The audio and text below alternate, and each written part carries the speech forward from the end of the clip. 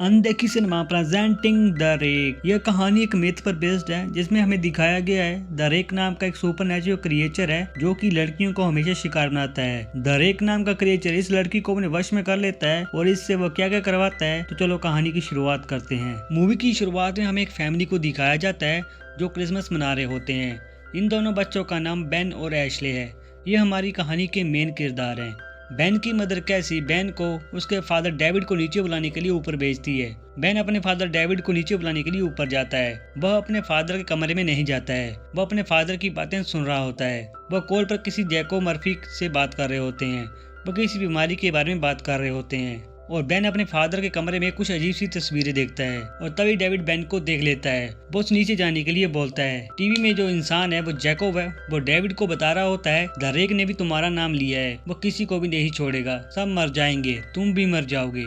फिर यह क्रिसमस मनाने लगते हैं। क्रिसमस मनाने के बाद बेन और एशले सोने के लिए चले जाते हैं। बेन के फादर उसे कहते हैं जो भी तुमने कमरे में देखा उसे भूल जाओ। और बच्चों को कमरे में सुलाने के बाद कैसी डेविड से कहती है तुम्हें ध्यान रखना चाहिए, तुम्हें अपने बच्चों को उन चीजों से दूर रखना है। डेविड कहता है सॉरी, यह अचानक से हो गया, मैं आगे से ध्यान रखूंगा। और कैसी कहती है जाओ काम खत्म करके आओ और जल्दी से आ जाना और मुझे ज्यादा इंतजार मत करवाना। कैसी अब नीचे जाने लगती है। वह खिड़की को खुला देखती है, वो उसे बंद कर देती है। बेन और एशले अपने कमरे में उसी क्रिएचर के बारे में पढ़ रहे होते हैं। इसमें हमें बताया जाता है वह क्रिएचर बहुत ही खतरनाक है। वो अक्सर रात के समय हमला करता है। कैसी खिड़की बंद करके आती है। वह देखती है फर्श पर कुछ गिरा है। वह उसे साफ करने लगती है कि तभी पीछे से कोई आदमी उस पर हमला कर देता है। दरअसल ये वही आदमी है जिसे आपने टीवी में देखा था। कैसी डेविड को आवाज लगाती है। बेन और एशले को उसकी माँ की आवाज सुनाई देती है। वह कैसे भी करके ऊपर आ जाती है। वह अपने बच्चों को एक सेफ जगह पर छुपा देती है। कैसी उस इंसान पर हमला करके डेविड को आवाज लगाती है, लेकिन डेविड ने हेडफोन्स लगाए होते हैं। तभी वह आदमी कैसी पर हमला करके उसे मार देता है। दरअसल यह आदमी उस सुपरनैचुरल क्रिएचर के वश में है। अब इस क्रिएचर का एक ही मकसद है डेविड और कैसी को मारना। तभी डेविड काम खत्म करके बाहर आता है। वह देखता है कैसी खून से लथपथ पड़ी है। बेन और एशले उस जगह से बाहर आकर देखते हैं तो वह हैरान हो जाते हैं। वो बिल्कुल डर जाते हैं। उनके मदर एंड फादर की लाश बेड पर पड़ी है। तभी वह आदमी पीछे से आता है। वह बेन और एशले को कहता है हम सभी इससे संक्रमित है और वह खुद की गला काट कर जान ले लेता है।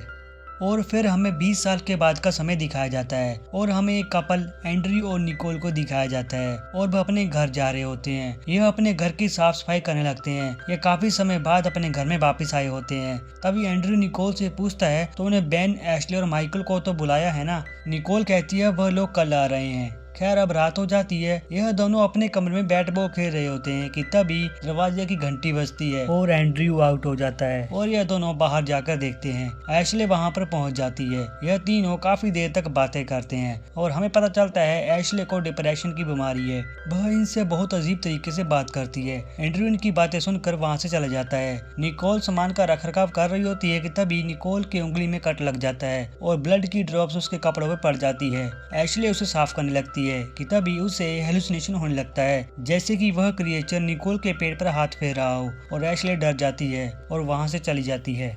निकोल और एंड्रयू एशले के बारे में बात कर रहे होते हैं। निकोल बताती है जब बेन और एशले बहुत छोटे थे तब पापा इन्हें घर लेकर आए थे। यह दोनों बचपन से बहुत अजीब थे, जैसा कि इनके साथ बहुत बुरा हुआ है। मैं हमेशा इन दोनों को अपने पास रखना चाहती हूँ। तभी हमें दिखाया जाता है एशले किचन में पानी पीने के लिए आती है। तभी उसे बेसमेंट से आवाज आती है। वह जाकर देखती है उसे एक फर्श पर नवजात शिशु पड़ा हुआ दिखाई देता है।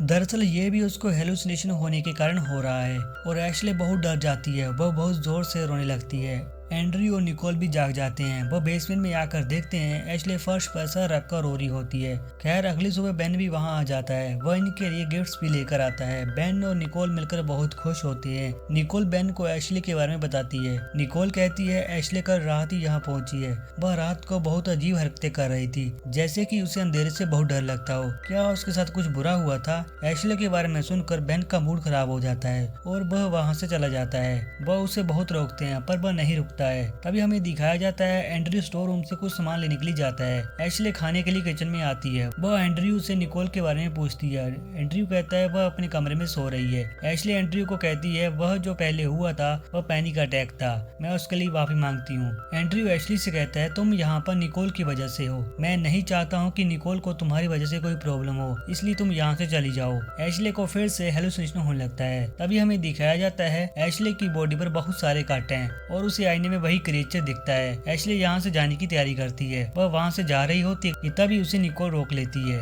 एशले निकोल से कहती है कि मुझे जाने दो, मैं तुम सब पर एहसान कर रही हूँ, लेकिन वह उसे रोक लेती है। दरअसल एशले को भी पता है वह क्रिएचर उस पर नजर रख रहा है। दरअसल एशले को भी पता है वह क्रिएचर उसके अंदर छिपा हुआ है। तभी हमें बेन और मिकेल को दिखाया जाता है जो घर आ रहे होते हैं। मिकेल बेन को कहती है एशले अभी भी वह सब महसूस करती है जो कुछ सालों पहले हुआ था, लेकिन तुम उससे बाहर आ गए और तुम ठीक हो गए। तभी हमें दिखाया जाता है एंड्रयू एशले के वापस आने पर बहुत गुस्सा होता है। वह और निकोल बहुत बहस करते हैं कि तुम एशले को वापस लेकर क्यों आई, वह पागल हो चुकी है, उसे हॉस्पिटल में एडमिट होना चाहिए। तभी हमें दिखाया जाता है एशले बालकोनी में खड़ी हुई होती है और उसे एक एंटिटी दिखाई देती है, लेकिन वहाँ पर कोई भी नहीं होता है। तभी वहाँ पर बेन आता है। बेन एशले से मिलकर बहुत खुश होता है। तभी हमें जेमी को दिखाया जाता है जो एंड्रयू का दोस्त है। वह उसे अंदर ले जाता है। यह सभी बैठकर बातें करते हैं। बेन निकोल को ड्रिंक्स लेने को बोलता है, लेकिन निकोल मना कर देती है। निकोल इन सभी को बताती है कि मैं प्रेग्नेंट हूँ और यह सभी निकोल और एंड्रयू को बधाई देते हैं, लेकिन एशले अपनी दुनिया में खोई हुई होती है। उसे फिर से हेलुसिनेशन होने लगता है। एंड्रयू एशले पर बहुत गुस्सा करता है। एंड्रयू कहता है क्या तुमसे हमारी कोई खुशी बर्दाश्त नहीं होती है। निकोल उसे चुप होने को बोलती है, लेकिन तभी एशले बोलती है कुछ 18 महीने पहले मैं प्रेग्नेंट थी,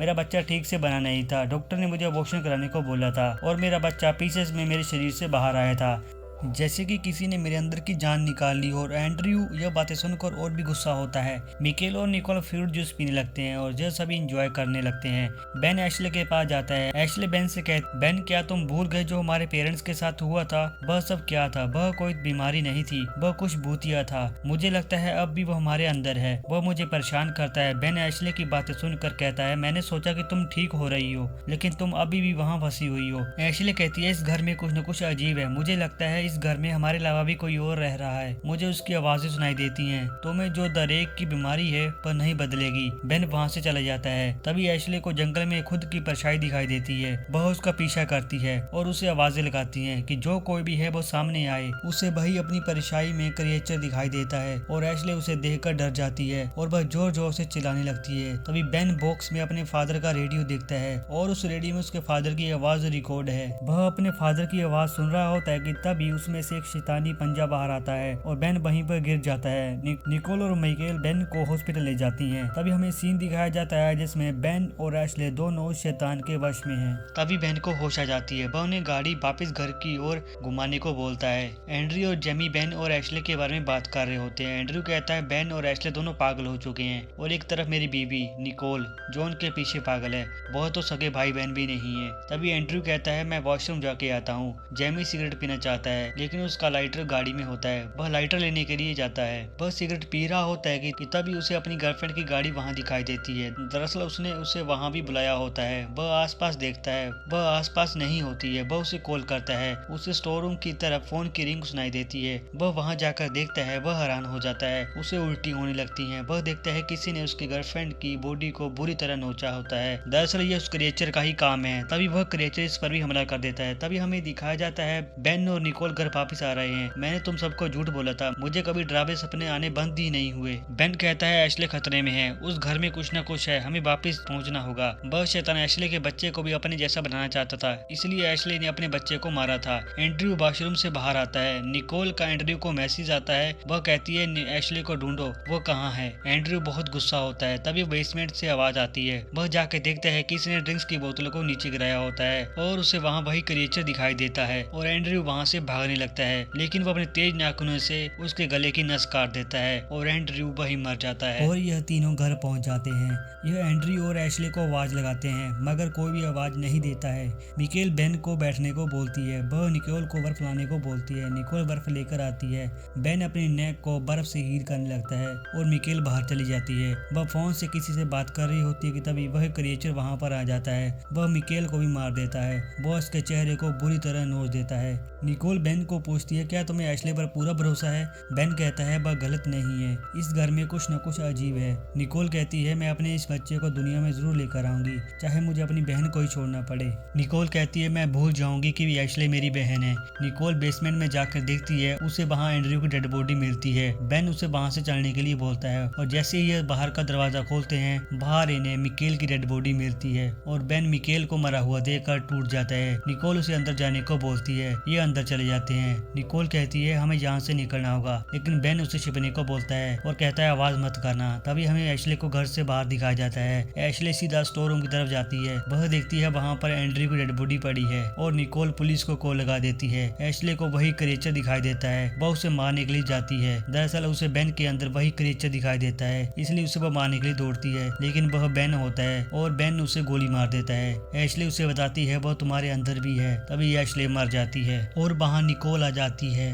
बेन को भी हेलुसिनेशन होने लगता है। उसे अपने अंदर वह क्रिएचर होने का एहसास होता है। बेन वहाँ से भाग जाता है। वह बालकनी में बैठ जाता है। वह बालकनी में बैठकर खुद को गोली मारने लगता है। निकोल दिखती है बेन बदल चुका है। बेन निकोल के सामने अपनी नेक को काट लेता है और मर जाता है, लेकिन वह शैतान जाग जाता है। वह बेन की बॉडी को अंदर से चीर रहा होता है। यह दृश्य बहुत भयानक होता है। वह शैतान उसकी सारी चमड़ी को उखाड़ कर बाहर आ रहा होता है। तभी हमें वह क्रिएचर दिखाया जाता है। वह बेन के शरीर से ऐसे बाहर आ रहा होता है जैसे कोई कपड़ा उतार रहा हो। वह निकोल पर हमला करने लगता है और यह मूवी यहीं खत्म हो जाती है।